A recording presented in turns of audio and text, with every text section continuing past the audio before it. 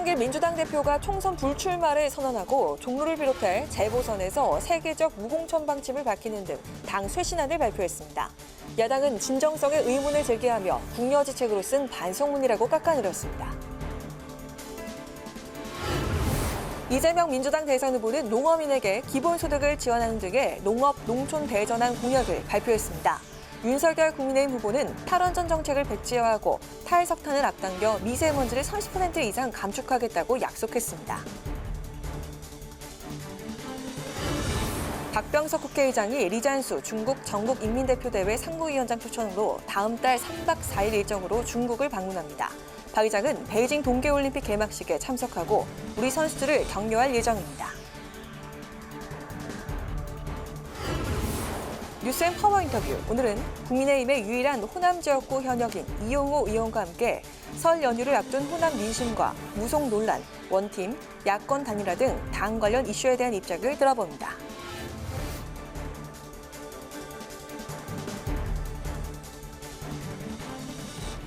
여러분 안녕하십니까? 1월 25일 의정종합뉴스 뉴스엔 시작하겠습니다. 송영길 더불어민주당 대표가 자신의 총선 불출마 선언과 함께 재보궐선거가 치러지는 서울 종로 등 세 곳에 후보를 내지 않겠다고 밝혔습니다. 이재명 대선 후보의 지지율 정체 속에서 꺼내든 쇄신안인데 야당은 진정성이 느껴지지 않는다고 비판했습니다. 보도에 박지영 기자입니다. 송영길 더불어민주당 대표는 긴급 기자회견을 열고 그동안 민주당의 반성과 변화, 쇄신이 많이 미흡했다며 사과부터 했습니다. 그러면서 자신부터 기득권을 내려놓겠다며 차기 총선 불출마를 선언했습니다. 저 자신부터 모든 기득권을 내려놓고 이재명 정부 탄생의 마중물이 되겠습니다. 송 대표는 같은 지역구에서 연속 국회의원 3선 초과 금지를 제도화하겠다는 쇄신안도 내놓았습니다. 또 대선과 함께 치러지는 재보궐선거 지역 5곳 중 이낙연 전 대표가 사직한 서울 종로와 당의 귀책 사유가 있는 경기 안성, 청주 상당구 3곳은 후보를 내지 않겠다고 약속했습니다. 공천 포기는 당장 아픈 결정이지만 우리 민주당이 책임 정당으로 한 단계 성장하는 계기가 될 것입니다. 이와 함께 6월 1일 치러지는 지방선거에 2030 청년들을 대거 공천하고 국회 윤리위가 제명 의견을 제시한 윤미향, 이상직, 박덕흠 의원의 제명안도 신속히 처리하겠다고 밝혔습니다. 이재명 대선 후보는 국민을 위한 송 대표의 결단에 감사하다며 민주당의 변화의 노력을 알아달라고 호소했습니다. 야당의 반응은 냉랭합니다. 국민의힘은 송영길 민주당 대표가 궁여지책으로 쓴 반성문으로 진정성이 느껴지지 않는다고 비판했습니다. 김기현 원내대표는 위선적이라고 혹평했고 윤석열 대선 후보도 선거에 임박해 내놓은 조치로 그대로 믿기 어렵다는 반응을 보였습니다. 선거에 임박해가지고 이런 전격적인 이런 발표를 하는 것에 대해서 국민들이 그 진정성이나 이런 것들을 판단하실 것이 아닌가 그렇게 저도 생각하고 있습니다. 네. 정의당은 이번 결정으로 민주당의 정치개혁 후퇴에 대한 책임을 면피할 수 없다고 지적했고 안철수 국민의당 대선 후보는 민주당의 무공천은 당연한 조치라며 국민의힘도 귀책 사유가 있는 재보선 지역엔 후보를 내선 안 된다고 밝혔습니다. 국회방송 박지영입니다. 이재명 더불어민주당 대선 후보가 사흘째 메타버스를 타고 경기도를 돌았습니다. 설 연휴가 시작되기 전까지 수도권 지지율을 최대한 끌어올려 보겠다는 전략인데 이 후보는 낮은 자세로 거듭 민주당의 쇄신을 약속했습니다. 장정현 기자가 현장을 다녀왔습니다. 사흘째 수도권 표심을 두드린 이재명 후보, 첫 목적지인 포천시 농업기술센터에서 농심을 겨냥한 농업 공약을 발표했습니다. 농어민들에게 1인당 100만 원 이내 농어촌 기본소득을 지급해 경제적 기본권을 보장하겠다는 내용입니다. 전국 토지를 전수조사해 농지가 부동산 투기에 악용되는 것을 막겠다고도 강조했습니다. 윤석열 국민의힘 후보 장모의 농지법 위반 의혹을 정조준한 대목입니다. 지금은 거의 조금만 이제 요건을 좀 이렇게 바꾸거나 뭐 약간 서류 조작을 좀 하면 누구든지 농지를 살 수 있는 상황이 됐습니다. 뭐 최근에 유력 후보의 가족들 얘기도 나오는 거죠. 포천을 시작으로 가평과 남양주, 하남, 구리, 의정부까지 이 후보는 경기 북동부 지역을 샅샅이 훑었습니다. 경기 남부에 비해 발전이 더딘 이들 지역적 특성을 고려해 교통망 확충과 균형 발전에 방점을 찍은 지역별 맞춤형 공약도 함께입니다. 이번 대선의 최대 승부처가 될 수도권에서 우위를 점하기 위한 강행군 행보입니다. 특히 전날 자신의 정치적 고향인 성남에서 눈물로 지지를 호소했던 이 후보는 거듭 민주당의 쇄신을 강조했는데 송영길 대표의 전격적인 불출마 선언에 대해 고맙고 안타깝다면서 민주당이 이번에는 진짜로 변하겠다고 호소했습니다. 오늘 갑자기 제가 들어서 저도 조금은 당황스럽기도 하고 또 한편으로는 안타깝기도 하고 또 우리 국민들께는 이런 우리의 결단이나 의지가 좀 전달되었으면 하는 바람도 있습니다. 이와 함께 이 후보는 소확행 공약으로 군 복무 의무를 마친 군필자를 공약한 공약도 내놨습니다. 호봉과 임금 산정 때 군 경력 호봉 인정을 의무화하고 동원 예비군 훈련 보상비를 하루 20만 원씩 지급하는 등 조국 수호를 위해 희생한 시간을 정당하게 보상하겠다고 약속했습니다. 국회 방송 장정현입니다. 국민의힘 윤석열 대선 후보가 공기는 맑게, 쓰레기는 적게, 농촌은 잘 살게를 주제로 환경과 농업 정책을 발표했습니다. 탈원전을 백지화하고 탈석탄을 최대한 앞당겨 미세먼지를 30% 이상 감축하겠다는 목표인데요. 오후에는 베이징 동계올림픽 선수단 결단식에 참석해서 선수단을 격려했습니다. 임채원 기자가 취재했습니다. 윤석열 국민의힘 대선 후보가 미세먼지를 임기 안에 30% 이상 감축하겠다고 공약했습니다. 미세먼지를 배출하는 LNG, 석유, 석탄 등 화석연료 발전 비중을 60%대에서 40%대로 줄이고 재생에너지와 원전 비중을 확대한다는 계획입니다. 저는 임기 중 침묵의 살인자라 불리는 미세먼지를 30% 이상 감축하여 국민 건강을 지키겠습니다. 그러면서 전국 초중고교, 노인 요양시설에 미세먼지와 바이러스를 함께 제거하는 공기정화기를 설치하고 12시간 전에 발령하던 고농도 초미세먼지 경고를 2일 전에 발령하겠다고 설명했습니다.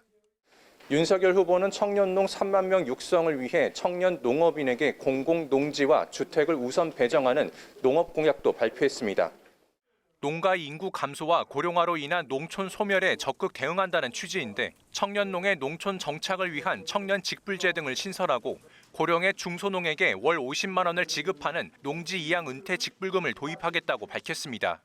농업 직불금 예산도 2배인 5조 원으로 확충해 직불금 수령액을 250만 원에서 500만 원 수준으로 올리겠다고 약속했습니다. 윤 후보는 체육인 대회에 참석해 꾸준한 운동을 통해 연간 의료비를 절감하면 절감한 만큼 국민건강보험료에서 환급해주는 등의 체육 공약을 발표했습니다.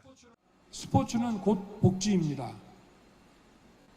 국민들께서 스포츠를 생활화할 수 있도록 생활체육시설을 확충하고 데이터 기반의 개인 맞춤형 프로그램을 활성화해야 합니다. 이어 윤 후보는 2022년 베이징 동계올림픽 선수단 결단식에 참석해 4년간 땀 흘린 만큼 좋은 성과를 거둘 수 있기를 바란다며 선수단을 격려했습니다. 안철수 국민의당 대선 후보는 신년 기자회견을 열고 부국 강민의 새 시대를 열겠다며 통합 내각과 제왕적 대통령제 탈피를 강조했습니다. 심상정 정의당 대선 후보는 이주민 지원단체를 찾아 이주 아동 여부와 관계없이 출생 사실을 등록하도록 하는 등의 공약을 발표했습니다. 국회 방송 임채원입니다. 박병석 국회의장이 내달 3일 중국을 공식 방문하는데요. 이 기간 베이징 동계올림픽 개막식에 참석합니다. 박 의장은 또 시진핑 중국 국가주석과 오찬을 함께하고 올림픽에 출전한 우리 선수들을 격려할 예정입니다. 홍혜진 기자가 보도합니다. 박병석 국회의장이 리잔수 중국 전국인민대표대회 상무위원장 초청으로 다음 달 3일부터 3박 4일간 중국을 공식 방문합니다. 이번 방문은 재작년 12월에 열린 양국 국회의장 화상회담에서 리잔수 상무위원장이 박 의장에게 방중을 요청했고 이후 관련 협의가 진행되면서 결정됐습니다. 박 의장은 올해 한중 수교 30주년을 맞아 리잔수 상무위원장과 한중 국회의장 회담을 갖고 의회 교류 확대 방안 등을 논의할 예정입니다. 박 의장은 다음 달 4일 열리는 베이징 동계올림픽 개막식에도 참석하는데 정부 대표단과는 별개인 것으로 알려졌습니다. 미국, 영국, 일본 등은 위구르 인권 탄압 등을 문제 삼아 베이징 올림픽에 대한 외교적 보이콧을 선언했는데 정부는 문재인 대통령의 베이징 올림픽 불참 결정 이후 대표단 파견을 두고 고심해왔습니다. 박 의장은 방중 기간에 시진핑 중국 국가주석이 주최하는 각국 정상급 외빈을 위한 오찬과 동포 간담회 등에도 참석할 예정입니다. 국회는 박 의장이 코로나 대유행 이후 중국 전인대가 베이징에서 맞이하는 첫 최고위급 외빈이라고 밝혔습니다. 국회 방송 홍혜진입니다. 농어촌 인구 위기 속에 특히 코로나까지 겹치면서 농어촌을 떠나는 청년들이 늘고 있는데요.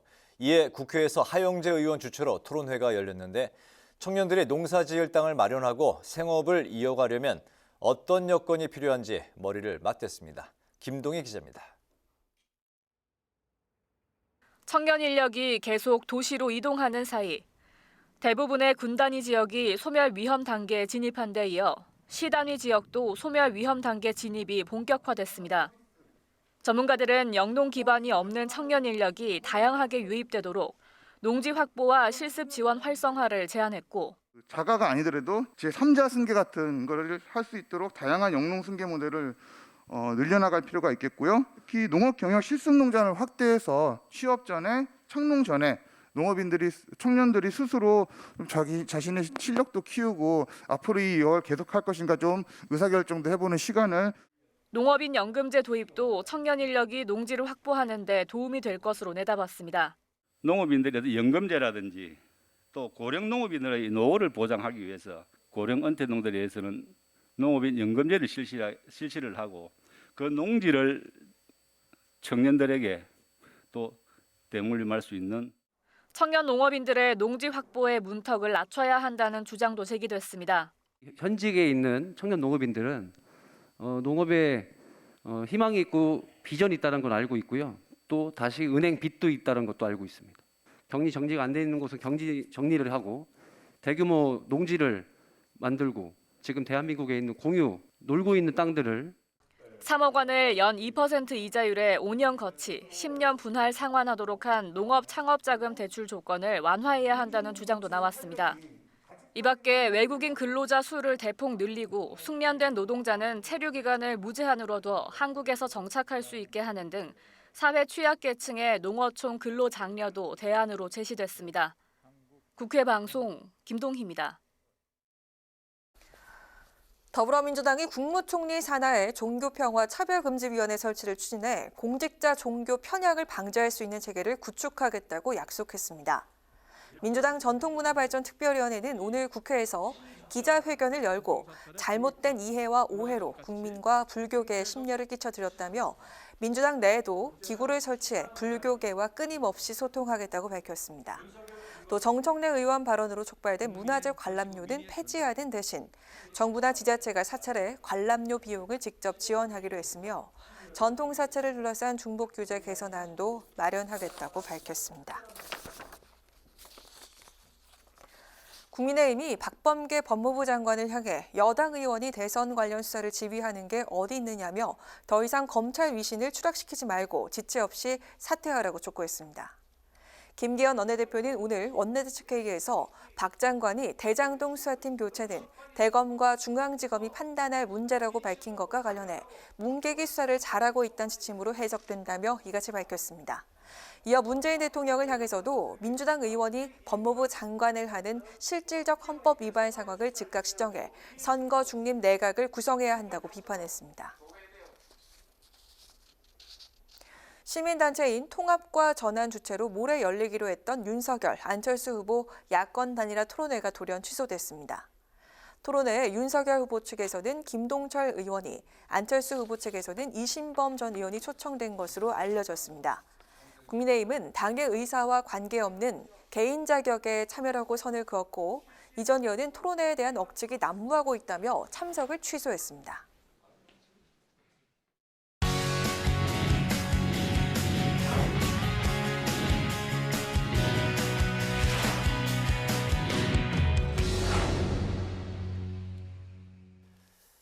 네, 오늘 이슈 분석 김동길 기자와 함께합니다. 김 기자 어서 오세요. 안녕하세요. 네, 이번 주 금요일부터 설 연휴가 이제 시작이 되는데 여야 대선 후보들의 설 민심 잡기 전략은 어떤 건지 살펴보겠습니다. 먼저 이재명 후보 전략부터 볼까요?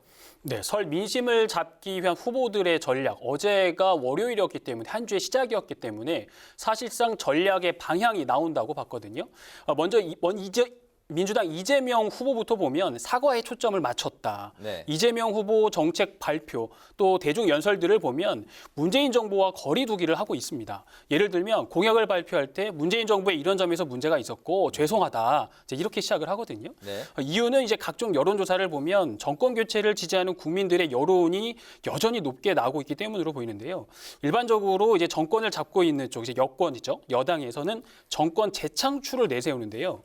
이 후보는 이제 문재인 정권의 잘못, 부동산 가격 상승, 내로남불 등 이런 부분들에 대한 거리두기 또 사과를 하고 있는 겁니다. 그렇게 보면 네. 이 후보의 입장에서는 이제 정권 교체가 문재인 정권에서 이재명 정권으로 교체된다. 이런 점을 좀 부각시키기 위한 전략으로 풀이됩니다. 네, 이재명 후보의 이제 강점과 단점을 한번 또 살펴볼까요? 그 강점은 행정 경험과 정책 실행 능력이 이제 꼽히고 있고 또 도덕적인 부분이 단점으로 꼽히고 있죠. 네, 맞습니다. 이재명 후보는 성남 시절에 지금은 많이 일반화되어 있지만 지역화폐를 이제 최초로 도입을 했고 네. 또 이제 부채청산이라든지 성남 의료원을 이제 건립을 했던 이런 성과들이 있고요. 또 경기도지사 시절에는 닥터 헬기를 도입을 했고요. 8년 만에 도입을 한 거거든요. 네. 여기에 불법 계곡 시설 정비 등의 성과를 거뒀습니다. 그렇게 보면 이제 자신의 목소리를 냈고 여기에 대해서 시민들이나 도민들의 적극적인 이제 지지도 받았습니다. 네. 정책 능력에 대한 평가만큼은 어쨌든 윤석열 후보보다 우위에 있다 이런 이제 평가를 받고 있는데 이 후보의 도덕적 결함에 대한 대응은 현재 어떤가요? 대선에 나서고부터는 이 도덕적 결함에 대한 부분에 대해서는 이제 계속 사과를 하고 있거든요. 네. 어제는 또 욕설 논란이 있었는데 이 부분들에 대한 사과를 다시 했었습니다. 어제 이제 자신의 정치적 고향이 성남시를 찾았는데요. 가족사를 이야기하면서 복받쳐 오르는 감정을 주체를 못했고 이제 눈물을 보이기도 했습니다. 네. 그 발언을 보면 이제 가족이 아픈 상처를 그만 좀 헤집었으면 좋겠다. 뭐 이렇게 호소를 했거든요. 그 발언 잠깐 보실까요? 제가 잘못했습니다. 그러나 어머니도 이제 떠나셨습니다. 형님도 이제 떠나셨습니다. 다시는 이런 일이 일어나지 않습니다. 제가 잘못했습니다. 이제 이런 문제로 우리 가족들 아픈 상처 그만 좀 해주십시오. 네, 이 후보를 지지하던 이제 지지자들도 이제 눈물 훔치는 모습들을 보였는데 네. 이 후보가 이 시점에 이 욕설 논란에 대해서 다시 한번 언급한 것을 보면요. 욕설은 이미 육성이 이제 여러 차례 공개가 됐고요. 오래전부터 공개가 됐고. 네. 근데 이 문제가 이제 계속 꼬리를 달고 있으니까 더 이상 이 문제를 끌고 가면 안 된다라는 부분이 좀 있고요. 좀 그래서 더 부각하지 않았나라는 생각이 들고 또 다른 이제 약점으로 거론되고 있는 게 이제 대장동 의혹 부분이거든요. 네. 근데 이 대장동 의혹은 이제 여러 차례 토론들이 남아 있습니다. 이 토론에서 충분히 이제 해명을 할 수 있고 반박을 할 수 있다. 뭐 이런 좀 의지로도 보입니다. 네. 이제 그 윤석열 후보 차례인데 연일 그 정책 공약 발표를 하고 있는데 윤석열 후보의 전략은 어떤 건가요? 윤 후보의 약점이 무엇일까를 좀 생각을 해보면 네. 그동안 검찰 생활에서 오래 있었기 때문에 정책 능력은 조금 부족하지 않겠느냐. 이런 것들이 좀 저뿐만이 아니라 모든 국민들의 공감하고 있는 부분이 아닐까 싶은데요. 네. 그래서 오늘 환경이라든지 농업 분야 공약 발표도 있었는데 윤 후보는 이번 주 굵직한 공약 발표에 지금 공을 들이고 있는 모습입니다. 자신의 약점을 이제 설 민심을 앞두고 보완하겠다는 전략으로 보이는데 어제 같은 경우는 이제 다른 일정을 잡지 않고 대북 정책 발표에 주력을 했거든요. 네. 왜 이날이었을까 이렇게 생각을 해봤는데 설 민심을 앞두고 보수 표심 잡기였다. 보수 결집이다로 보이는데 왜 그렇게 생각하냐면요. 어제 공약을 발표하는데 이제 문재인 정부의 한반도 평화 프로세스를 완전히 실패했다. 이렇게 발언을 하면서 문재인 정부를 강하게 비판을 하면서 시작을 했습니다.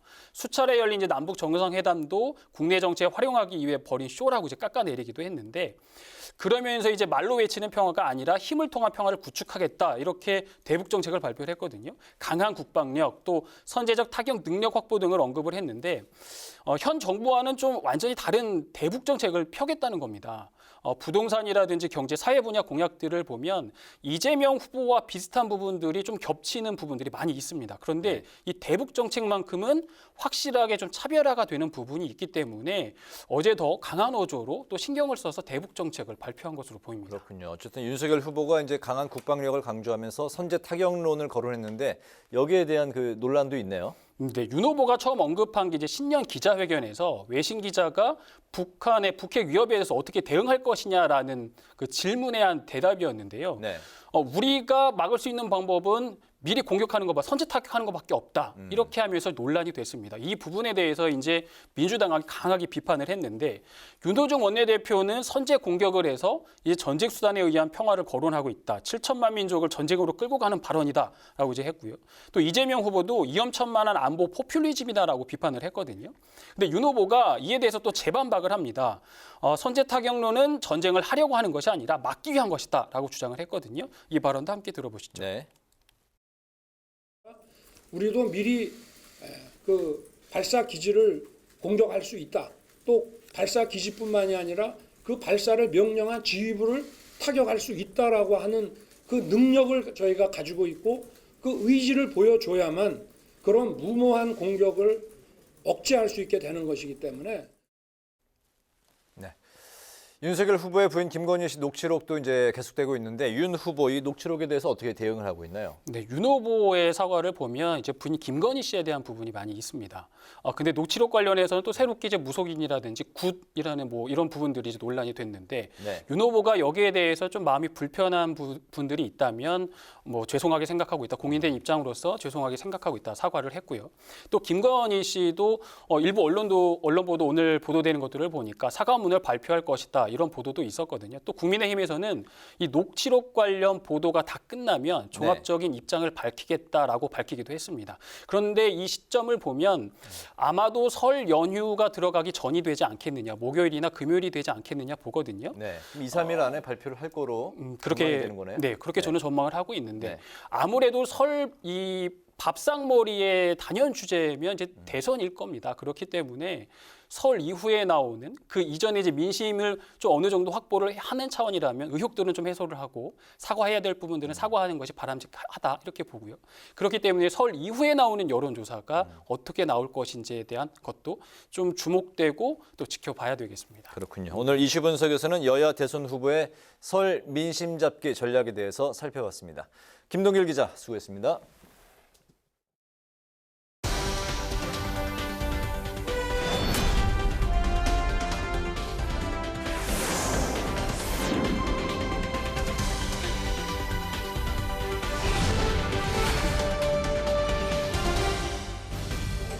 강하랑의 정치톡 시간입니다. 1월 25일 시선에 집중시킨 정치 뉴스 만나보시죠. 오늘의 첫 번째 정치톡, 울지 마라 이재명입니다. 민주당 공식 SNS엔 오늘 한 장의 사진이 올라왔습니다. 울지 마라 이재명이라고 적힌 문구와 함께 이재명 후보가 손수건으로 눈물을 훔치는 사진입니다. 바로 어제 이 후보가 경기도 성남시 상대원 시장에서 연설 도중 어머니와의 일화를 얘기하다 울컥했던 바로 그 모습인데요. 상대원 시장은 이 후보 부모가 어렵게 생계를 꾸렸던 곳이자 자신이 어린 시절을 보낸 곳이라고 하죠. 그야말로 삶의 터전이자 정치적 고향인 곳을 찾은 이 후보는 최근 다시 논란이 되고 있는 형님 욕설 파일에 얽힌 자신의 가족사를 이야기하다가 결국 눈물을 흘렸습니다. 저에게 어머니는 하늘입니다. 저를 낳아주셨고 저를 길러주셨고 그 어머니의 어디를 어떻게 하다니요. 그래서 제가 욕했습니다. 제가 잘못했습니다. 제가 하는 모든 일은 우리의 삶, 우리 서민들의 삶과 이재명의 참혹한 삶이 투영되어 있습니다. 앞으로도 여러분을 위해서 세상을 위해서 최선을 다하겠습니다. 여러분 고맙습니다.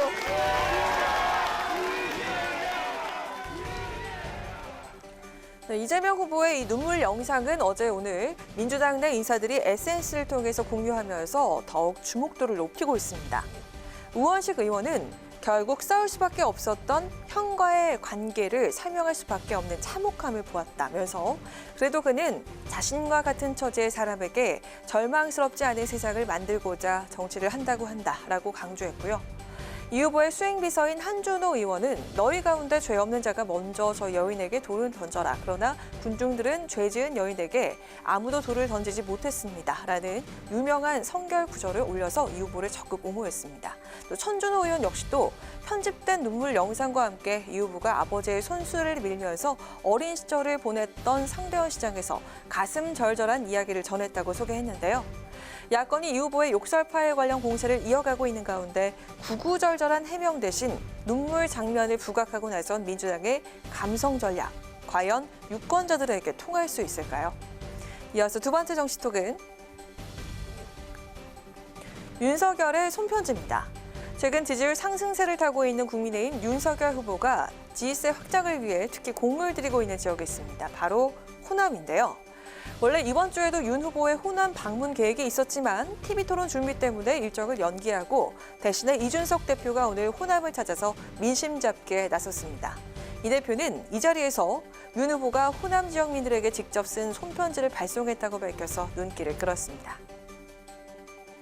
특히 이 전라북도 지역을 첫 번째 행선지로 삼은 이유는 우리 후보가 특히 전라북도의 문제에 관심이 많습니다. 오늘부터 지금 우편으로 호남 지역에 200만 가구에 저희가 손편지를 후보가 써서 그것을 발송하고 있습니다. 지금까지 보수 정당이 호남 지역에서 얻지 못했던 그런 신뢰를, 새로운 신뢰를 받아보고 싶은 그런 생각입니다.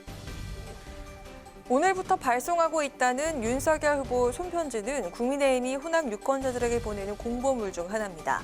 설 연휴에 맞춰서 호남 지역의 모든 가구에게 손편지 총 200만 장을 우편 발송한다는 건데요. 공직선거법상 대선 후보는 선거운동 시작 사흘 전까지 전국 가구 10%에 해당하는 약 200만 세대에 홍보물을 보낼 수 있는데 윤 후보는 이를 모두 호남 지역에 집중한다는 전략인 겁니다. 전두환 옹호 발언 논란 등으로 악화된 호남 민심을 붙잡기 위한 포석으로 해석되고 있는데요. 원래는 손글씨체 폰트를 활용해서 보낼 계획이었지만 윤 후보가 진정성을 가지고 접근해야 한다며 일과를 마치고 밤늦은 시간까지 직접 손으로 쓴 것으로 알려졌습니다. 이 대표는 호남 발전을 위한 윤 후보 고심이 이 손편지에 담겨 있다고 강조하면서 2월 중순쯤 윤 후보가 직접 윤석열차를 타고 호남을 방문할 예정이라고 밝혔는데요. 손편지에 담긴 윤 후보 마음이 과연 호남 유권자들에게 얼마나 와닿을지 지켜봐야겠습니다. 지금까지 강한항의 정치톡이었습니다.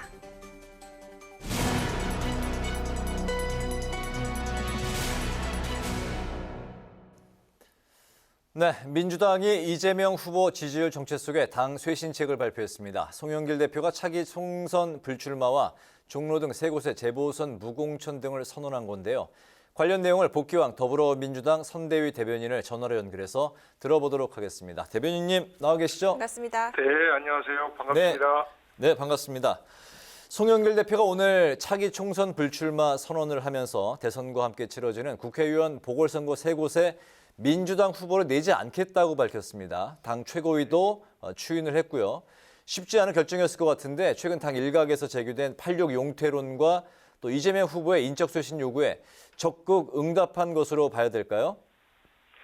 네, 오늘 그 송영길 대표께서 본인의 차기 총선을 불출마하겠다라고 선언을 하셨고, 그리고 민주당의 귀책 사유, 물론 뭐 내용으로 보면 다소 억울한 측면도 있습니다만 안성 지역이라든지 그리고 청주 상당 그리고 이낙연 대표께서 경선을 위해서 사퇴하셨던 종로 지역까지 어쨌든 이 민주당에서 보궐선거의 원인을 제공했기 때문에 원칙에 따라서 후보를 내지 않는다라는 그 원칙을 강조하는 측면의 결단을 내린 거고요. 그리고 또 하나는 지금 이제 국회 윤리특위 자문위에서 세 분의 의원에 대한 제명을 얘기를 했는데 이 부분에 대해서도 국회도 변하는 모습을 보여야 된다라는 차원에서 야당의 협조를 요청을 했습니다. 그리고 지금 청년 세대들의 목소리를 들어야 되는데 이번 6.1 지방선거에서 2030의 그 비율을 약 30%까지 공천하겠다라는 그 개혁안을 발표를 했는데요. 이 부분이 86세대 용퇴론에 의해서 쫓기듯이 한 것이 아니고 이번의 결단은 이재명 후보께서 민주당의 지난 지방선거와 지난 총선에서 많은 의석수를 몰아주셨는데 이것에 대해서 부응하지 못하는 모습을 제대로 보여드리지 못했다. 국민 눈높이에 응답을 못했다라는 차원의 그 이재명 후보의 생각과 또 국민의 생각이 일치한다라는 생각 속에서 고심 속에 송영길 대표의 결단에 의해서 만들어진 것이다. 이렇게 그 말씀드리고요. 인적 쇄신이라 하면 현재 당을 운영하는 데 있어서의 어떤 문제가 있다라는 전제가 있는 것인데 그런 문제가 있는 것이 아니고 차기 정부, 민주정부 4기를 운영하는 데 있어서 또 똑같은 사람들이 운영하는 거 아니냐라는 또 우려의 눈빛을 보낼 수가 있기 때문에 저희들은 당 대표부터 그간 민주당과 또 문재인 정부를 이끌었던 사람들이 아닌 새로운 변화된 사람들이 새로운 민주정부 4기를 이끌어갈 것이다 라는 상징적 의미의 불출마 선언이다 이렇게 보시면 될 것 같고요.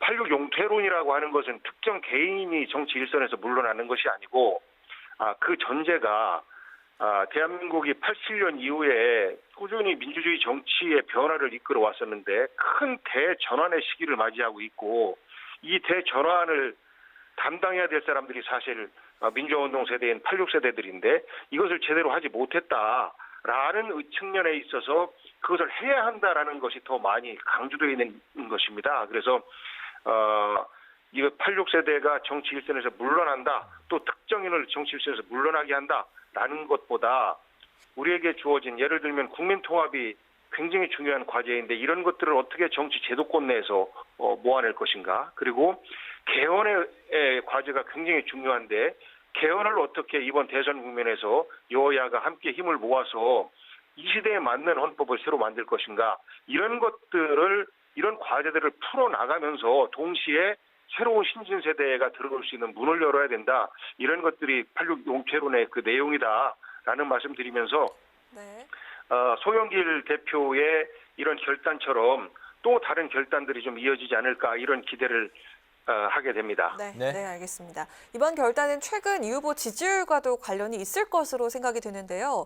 김건희식 녹취록 공개 이후에도 윤석열 후보 지지율 상승세가 이어지고 있고 이 후보는 정체가 계속되면서 격차가 점점 더 벌어진 그런 결과들도 나오고 있는데요. 민주당 선대위에서는 그 이유를 어떻게 분석하고 있고 또 어떤 대책을 세우고 있습니까? 예, 지지율 정체 때문에 이런 결단을 내린 건 아니고요. 민주당에서 정치의 모습이 보이지 않는다라는 그 우려의 목소리가 좀 있었습니다. 정치의 목소리라고 하는 것은 이번 송영길 대표가 결단한 것처럼 정치적인 큰 변화, 구체적인 공약보다 이런 모습들을 국민들에게 보여야 된다라는 생각 속에서 말씀드린 거고요. 그 녹취록이라고 하는 것에 대한 여러 가지 의견들이 있습니다만 이 녹취록이 이제 지금 하나하나 이렇게 그 베일을 벗기 시작하는 거 아니겠습니까?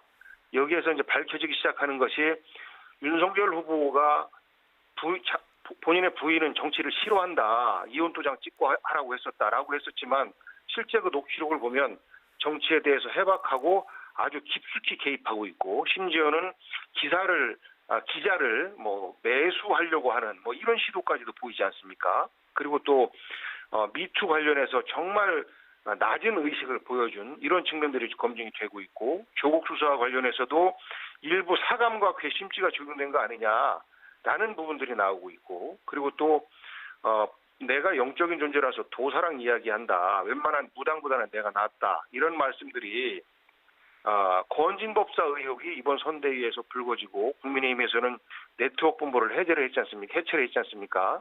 그래서 영빈관 옮길 거야 라는 이런 단정적 표현처럼 김건희 씨가 무속에 사실 경도되어 있고 이것이 대통령 후보인 윤석열 후보에게까지 영향을 미쳐서 손바닥에 왕자를 새기고 나오고 이런 것 아닌가. 이런 우려들이 이번 녹취록을 통해서 밝혀지고 이제 하나하나 그 구체적인 진실이 나오고 있기 때문에 지금 당장 이것이 어떤 여론의 영향을 바로 미친다 안 미친다라기보다 국민의힘 쪽에서는 이것이 두고두고 풀어야 될 숙제가 되지 않을까라는 생각이 듭니다. 그리고 내가 집권하면 말 안 듣는 언론사 가만 안 둘 거야라는 것은 정말 섬찟한 이야기입니다.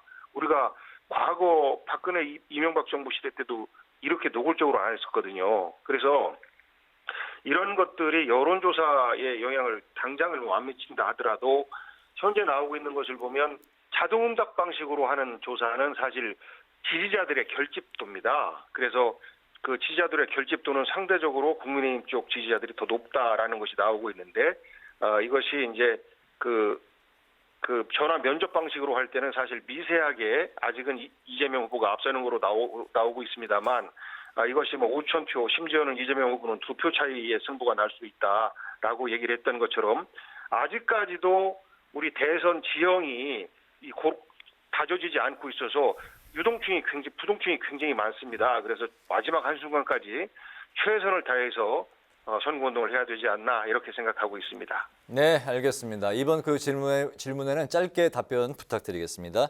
윤석열 후보와 이재명 후보의 설 연휴 기간에 아직 내일 결정이 됩니다만 열릴 수 있는 양자 TV 토론이 이제 설 민심의 변수로 떠오르고 있는데요. 이재명 후보 토론 준비 지금 어떻게 준비하고 있나요? 예, 우선 내일 재판 가처분 신청에 대한 결과가 나와봐야 되겠는데 그동안 이재명 후보는 빨리 토론하자라고 주장을 했고 윤석열 후보가 피하는 모습을 보였었는데 성사가 돼서 정말 다행스럽게 생각하고요. 이재명 후보는 이미 충분히 준비가 되어 있기 때문에 최대한 일정을 소화하는 가운데서 토론 준비를 하는 것으로 그렇게 진행하고 있습니다.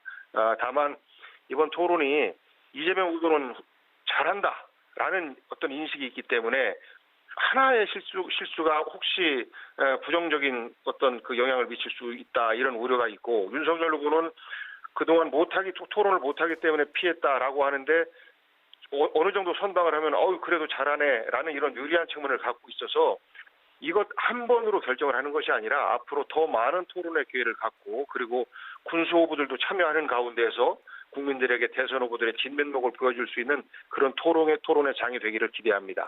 네, 오늘 말씀은 여기까지 들어보겠습니다. 고맙습니다. 네, 감사합니다. 네, 지금까지 복귀왕 더불어민주당 선대위 대변인과 이야기 나눠봤습니다.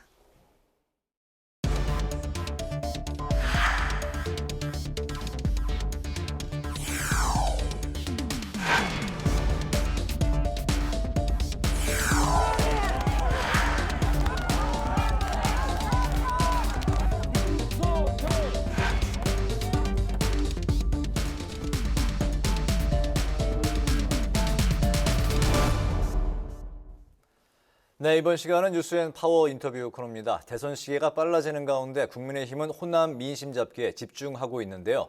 이준석 대표가 오늘 호남, 그중에서도 전북을 찾아서 지지를 호소했습니다. 오늘은 국민의힘에서 유일하게 호남의 지역구를 둔 의원이죠. 전북 남원시 임실군 순창군의 이용호 의원을 모시고 관련 이야기 나눠보도록 하겠습니다. 의원님 어서 오십시오. 네, 반갑습니다. 네. 먼저 이 질문부터 여쭙겠습니다. 의원님께서는 민주당과 이제 국민의당을 거쳐서 이제 무소속으로 계시다가 이제 작년 12월 초에 국민의힘에 이제 입당을 하셨는데요. 호남 지역구 의원 가운데 유일한 국민의힘 이제 의원이신데요. 윤석열 후보 측에서 입당 제의가 왔을 때 이제 많이 고민을 하셨을 것 같은데 입당을 결심하게 된 배경부터 좀 들어보겠습니다. 당시에 저의 이제 정치적 상황은 원래는 제가 이제 지난 총선에서 당선이 되면 민주당을 가겠다라고 사실은 약속을 했었거든요. 네. 그래서 민주당 복당을 신청을 했는데 민주당이 워낙 훌륭한 정당이고 제가 미흡해서 그런지 모르지만 하여튼 복당이 안 됐어요. 저는 개인적으로 민주당의 어떤 이제 폐쇄주의 그 벽을 넘지를 못했다라고 생각이 되고 대선은 다가오는데 그럼 어떻게 할 것이냐. 대선을 무소속으로 계속 남아있을 것이냐를 고민을 하다가 네. 우리 지역을 대변하는 정치인으로 계속 남을 것이냐 아니면 대한민국의 국민을 대변하는 국회의원이 될 것이냐 헌법기관으로서 고민하다 결국은 이제 후자를 선택한 겁니다. 그래서 우리 당시는 적어도 국민들이 대선에서 정권 교체를 하고자 하는 여론이 높기 때문에 호남은 좀 다릅니다만 그런 차원에서 대승적으로 결정하자 그렇게 해서 국민의힘을 선택했습니다. 알겠습니다. 오늘 그 이준석 대표의 그 전북 지역 방문에도 이제 동행을 하신 거죠?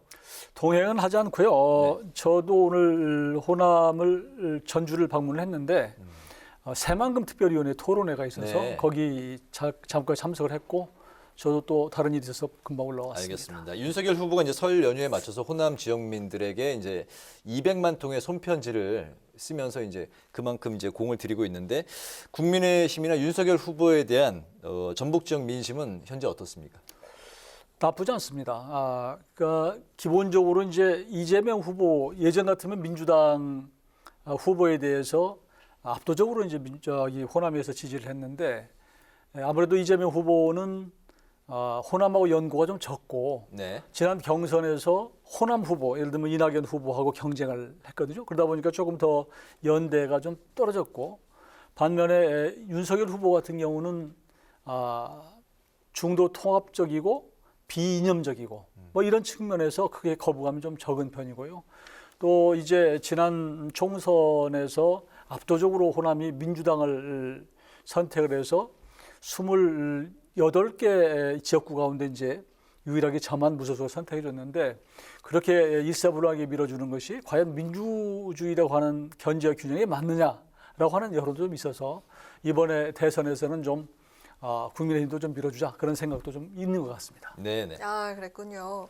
윤 후보 지지율이 최근 상승세를 보이고 있는 상황인데요. 얼마 전에 그 윤석열 후보와 홍준표 의원이 회동한 이후에 다시 내부 갈등이 불거지고 있습니다. 홍 의원은 출당시켜달라는 이야기까지 했는데요. 원팀은 사실상 물 건너갔다는 분석도 나오는데 어떻게 보고 계신지 들어보고 싶습니다. 홍준표 의원님이 조금 뭐 화가 나서 그럴 수 있다고 생각해요.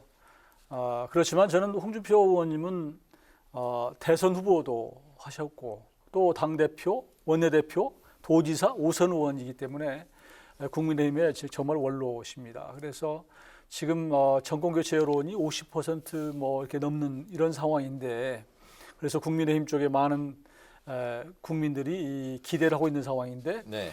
우리 당내에서 그런 일이 있는 것은 바람직하지 않다고 생각이 들고요. 그리고 그 정도의 우리 원로라면 사실은 어떤 조건, 물론 조건을 대세운 건 아니고 여러 가지 말씀을 주셨는데 그런 것을 존재로 해서 선대위에 참여하고 안 하고 하는 것은 조금 명분이 좀 약하지 않았나라는 생각이 들고 다만 이제 그분으로서도 좀 섭섭한 것이 후보하고 두 분이 얘기한 것이 밖으로 새나와서 이렇게 좀 번진 것은 좀 불편할 거예요. 그렇지만 저는 홍준표 의원이 결국은 우리 하나로 원팀으로 머지않아 될 것이다. 저는 그렇게 생각합니다. 알겠습니다. 윤석열 후보 부인 김건희 씨의 녹취록이 또 일부가 또 추가로 이제 공개가 됐습니다. 홍준표, 유승민 두 사람도 구술했다. 또 청와대 영빈관을 옮길 것이다. 이런 이제 발언이 나왔는데요. 김건희 씨의 그 녹취록 관련 그 무속인 논란 이거 어떻게 봐야 될까요? 그래서 이제 그런 발언이 어떤 배경에서 어떤 상황에서 나왔느냐 하는 것이 굉장히 중요한데 2주 전입니까? MBC 방송, 공영방송에서 그걸 상당히 집중적으로 보도한 적이 있었어요. 네. 그래서 그 당시에 이제 저도 봤고 많은 국민들이 봤는데 사실 그게 이렇게 쭉 전후 맥락을 보면 이게 공적인 대화라기보다는 굉장히 사적인 대화에 가깝다. 사실 임금님도 안 볼 때는 욕할 수도 있는 법인데 이 사적인 대화에 가까운 이것을 가지고 자꾸 문제 제기하는 게 옳은가 하는 부분이 있을 수 있어요. 그렇지만 이제 그럼에도 불구하고 아무리 사적인 대화지만 네. 그러나 이게 좀 선이 있는 것인데 이걸 좀 넘은 것이 아니냐 그런 지적도 저는 충분히 동의를 하고요. 그런 부분에 있어서 이제 여당에서 자꾸 제기를 하는 미신, 무속 이런 거에 대한 문제, 그 다음에 좀 몇 가지 이런 부적절한 발언들이 있는 것 같은데 그래서 윤석열 후보가 어제 이제 좀 사과를 좀 했고요. 네. 저는 이런 부분에 대해서 아무래도 국민들을 불편하게 하고 당시 상황이 어떤지는 모르지만 그러나 대통령 후보의 부인으로서 사적 대화이기는 하지만 그럼에도 불구하고 국민을 불편하게 했다면 조금 정리해서 좀 사과하고 그런 모습을 보이는 게 필요하다고 생각합니다. 네네. 네, 남은 대선 과정에서 가장 큰 변수는 아무래도 야권 단일화가 아닐까 싶은데요. 안철수 후보는 단일화 여부를 놓고 이준석 대표가 반대하는데 이게 되겠냐 이렇게 이야기를 했는데요. 국민의당과의 단일화 필요성과 실현 가능성 그리고 방법과 시기에 대해서 의원님 생각을 듣고 싶습니다. 제 개인적인 생각은 단일화를 하는 게 저는 필요하다고 생각합니다. 왜냐하면 국민들은 정권 교체를 많이 원하는데 단일화가 안 돼서 혹시라도 정권 교체가 안 되면 어떻게 할까? 그런 우려가 또 한켠에 있는 게 사실이고요. 그리고 선거라고 하는 것은 이길 수 있어도 압도적으로 이겨야지 그 다음에 국정 운영하는데 훨씬 편합니다. 네. 그리고 또 선거라고 하는 건 상대가 있기 때문에 조금 몇 % 앞섰다고 해서 안심하면 언제든지 뒤집힐 수 있기 때문에요. 이기고 있어도 한 표라도 더 이기도록 노력하는 것이 필요하다. 그런 차원에서 안철수 후보와의 단일화가 승리에 도움이 된다면 저는 단일화를 하는 게 필요하다고 보고요. 또 현재 우리 윤석열 후보는 앞으로 국정 운영해 가는 데 있어서 통합의 정치를 해야 될 거 아닙니까? 뭐 지역도 마찬가지고 세대도 마찬가지고 그런 차원에서 본다면 통 크게 다른 후보를 포용성을 갖고 단일화를 해서 끌어들이는 것이 필요하다. 저는 그렇게 생각하고 근데 이제 시간이 많지가 않아요. 근데 문제는 여론이라고 하는 것이 이제 윤석열 후보가 정말 단일화를 안 해서도 그냥 100% 이길 수 있다라는 분위기로 가면 조금 단일화에 대한 그 필요성이 좀 적어질 수 있는 것이고 그렇지 않고 아무래도 그 미세하게 자꾸 박빙으로 가는 상황이면 단일화 여론이 많아질 거예요. 그 가부간을 판단하는 것이 이제 설 연휴 정도의 여론이 아닐까. 설 민심에 달렸다. 그래서 단일화가 필요한 상황이라고 한다면 그때 당연히 하는 게 맞고 저는 그거 아니더라도 하는 게 맞다고 생각합니다. 네네. 네, 과거에 국민의당은 전북에서 아주 큰 지지를 받았었는데요. 네. 지금도 안철수 영향 유효할까요? 당시의 안철수 후보와 지금의 안철수 후보는 상황이 달라요. 그 당시에 국민의당이라고 하는 거의 50석 가까운 정당이 안 후보를 밀고 있었고 그게 50석 가까운 의석수가 대부분 호남이었었어요. 그러니까 호남에 어떻게 보면 대통령 후보가 안철수 후보인 상황이어서 그 정도 나왔던 건데 처음에 대통령 선거에 들어갈 당시에는 안철수 후보가 1등했었어요. 네. 나중에 뭐 여러 가지 그 선거 과정을 거치면서 3위로 밀려난 상황이기 때문에 지금과 그때 상황을 비교하는 것은 적절치 않고 다만 이제 양극단의 정치, 양당의 독점적인 정치에 대해서 불편해하는 분들이 호남에도 있습니다. 그러니까 그분들은 여전히 일정 부분 안철수 후보를 지지하는 분들도 계시죠. 그분들은 중도적인 그런 분들입니다. 네네. 이번에는 이제 의정 활동 관련 내용 이제 여쭤보겠습니다. 보건복지부 이제 소속이신데 올해 1분기 PCR 검사 비용이 너무 이제 과도하게 이제 진행이 됐다라고 이제 말씀하시면서 검사 방식의 개선 필요성을 이제 언급을 하셨습니다. 구체적으로 이제 어떤 걸 지적을 하신 거고 또 어떤 방향으로 개선이 돼야 된다고 말씀하신 건가요? 우선 고민이 되는 것이 지금 그 하루에 그 검사 수용 능력이 한 75만 명 정도고 지금 한 7,500명 정도가 안팎 정도가 이제 확진자가 나오고 있는데 지금 설 연휴를 전후해서 뭐 10,000명, 20,000명이 나올 수도 있다 이런 뭐 예측도 나오거든요. 근데 우리 의료진들도 피로도가 굉장히 가중돼 있고 또 그것과 별개로 또 비용도 사실은 이제 올해 1분기 1, 2, 3월 정도는 보면 한 1조 한 7천억 정도가 아마 비용으로 검사 비용으로 들어갈 것으로 예상이 되는데요. 그래서 이게 좀 무차별적으로 아무나마 받게 하고 이게 옳은가라고 하는 의문을 제기하는 겁니다. 그래서 좀 그 어떤 회사에서 한 사람이 나오면 전체 가서 받아 이렇게 하는 것이 비용 측면에서 또 의료진의 피로도 또 우선순위에서 옳은가 하는 부분을 제기하는 것이고요. 그런 측면에서 보면 역학적으로 꼭 검사가 필요한 분을 우선적으로 받게 하는 것들, 좀 이런 것들을 좀 제도적으로 좀 만드는 게 필요하다고 하는 문제 제기입니다. 네, 질문을 좀 두 개로 나눠서 드릴까 하는데요. 이달 초에 소방관 3명의 목숨을 앗아간 평택 물류창고 화재와 관련해서 대책의 필요성을 주장을 하셨는데요. 필수 장비 지원 확대를 주장하셨는데 이게 어떤 내용인지 설명 부탁드리겠습니다. 우선 소방관들의 순직이 잊어버릴만 하면 나오는 우리 안타까운 뉴스 아닙니까? 소방관들은 심지어 이제 출근할 때 잘 갔다 올게, 뭐 이렇게 얘기를 한다고 그러는데 심지어 뭐 개인 사물함의 안쪽에다가는 유서를 써놓고 있다 이런 얘기가 있습니다. 마음 아픈 얘기인데요. 실질적으로 그 화재 현장이나 구조 현장에서 일어나는 그 순직이 대부분입니다. 그럼에도 불구하고 우리 소방관들한테 당연히 지급돼야 될 그 생명을 지킬 수 있는 최소한도의 장비가 아직도 좀 미흡하다는 거예요. 예를 들면 열화상 카메라나 또 그 통신 장비, 뭐 무전기 이런 것들이 개별적으로 제대로 안 돼 있어서 지급이 안 돼 있어서 이런 부분에 대해서는 우선적으로 정부가 좀 해야 되겠다라고 하는 것을 얘기했습니다. 네, 마지막으로 올해 의정활동 목표 그리고 계획하신 거 있다면 한 말씀 부탁드리고요. 또 설 전에 또 덕담 한 말씀 부탁드리겠습니다. 네, 저는 이렇게 이제 거대 담론들 이렇게 정의사회 구현 무슨 검찰 개혁 큰 거보다는 우리 주변에 있는 안전의 문제, 민생의 문제 이런 것들에 관한 입법에 매우 신경을 쓰고 있습니다. 조금 전에 제기했던 소방 장비 필수 제공하는 문제 이런 것들. 그리고 이제 의료 PCR 검사를 그럼 어떻게 하면 효율적으로 할 수 있는 건지 하는 고민들 이런 문제를 제기할 것이고요. 그걸 입법으로 좀 이렇게 연결시키고자 하고요. 올해 아무래도 제일 큰 것은 이제 대통령 선거 또 지나고 나면 지방 선거가 있는데 정치 큰 이벤트가요. 하여튼 그런 것을 이제 국민의힘이 왔으니까 잘 치러야 되겠다는 생각을 하고. 아마 이번 이제 설 연휴가 이제 며칠 안 남았잖아요. 많은 분들이 다시 마음 편하게 가족들이 대규모로 모일 수 있는 상황은 또 안 되는 것 같아요. 그래서 벌써 참은 지가 2년 가까이 됐는데 힘들지만 그러나 늘 우리 정부나 우리 정치권에서 이번이 마지막 고비다 이렇게 얘기를 하고 주의를 협조를 요청을 했는데 다시 한번 그래도 오미크론 때문에 굉장히 많은 분들이 확진자가 나오기 때문에 조심하는 것이 제일 좋다고 생각합니다. 가능하면은 마음은 좀 가깝게 하되 좀 같이 많이 모여서 하는 것은 조금 자제를 하는 것이 좋겠고요.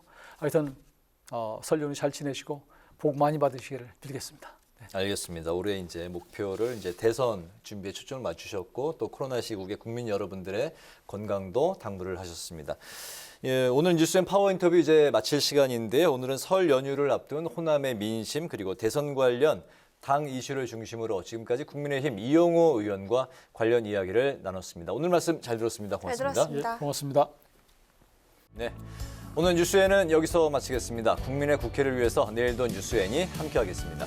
시청해주신 여러분 고맙습니다.